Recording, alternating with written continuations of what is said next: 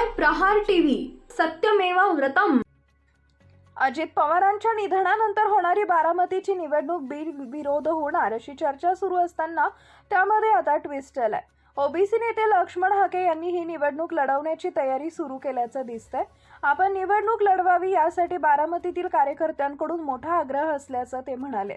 तसेच दादांच्या निधनानंतर तिसऱ्या दिवशी शपथविधी होतो, मग आम्हीच त्यांच्या निधनाचं दुःख का व्यक्त करायचं असंही लक्ष्मण हाके म्हणाले।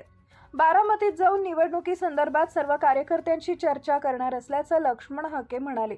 कार्यकर्त्यांसोबत व्यापक बैठक घेऊन निवडणूक लढवायची का आणि कोणी लढवायची याबाबत निर्णय जाहीर केला जाईल असं लक्ष्मण हाके यांनी जाहीर केलंय। लक्ष्मण हाके म्हणाले की बारामतीतील एका वैद्यकीय महाविद्यालयाला देण्यात आलेलं अहिल्यादेवीचं नाव बदलण्याचं GR हे शासन काढू शकतं, आम्ही ते कधीही सहन करू शकणार नाही।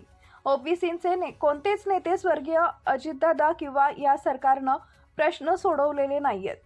आमची कोणतीही मागणी मान्य केली नाही। विद्यार्थ्यांची शिष्यवृत्ती असेल किंवा हॉस्टेल असेल असे अनेक विषयांसाठी आम्ही झगडत होतो, मात्र त्याला न्याय कधीच मिळाला नाही। लोकशाहीत निवडणुका बिनविरोध होणं चुकीचं आहे। दादांच्या निधनानंतर होत असलेली निवडणूक ही अनुकंपा म्हणून आम्ही मानायची का? दादांच्या निधनाच्या तिसऱ्या दिवशी हे शपथविधी करतात, आजोबा नातू अधिवेशनाला निघून जातात, मग दुःख फक्त आम्हीच करायचे का असा प्रश्न लक्ष्मण हाके यांनी विचारलाय। आमच्या ओबीसी समाजाचं आरक्षण एका बाजूला संपवून टाकण्यात आलंय।